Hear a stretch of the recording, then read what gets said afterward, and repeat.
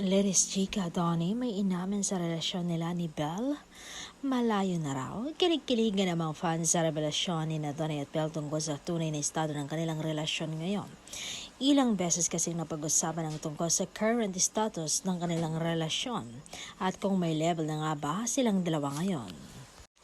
Ayon kay Donnie, mas naging solid at mas lumalim pa ang samahan nila ni Belle na ibang-iba sa dati nilang relasyon bilang magkatrabaho lamang. Kung anong real score namin, sa amin na lang yan muna. Pero kung ano man kami, malayo na sa dati, siguro between the two of us na lang muna ang pahayag ng kapamilya aktor.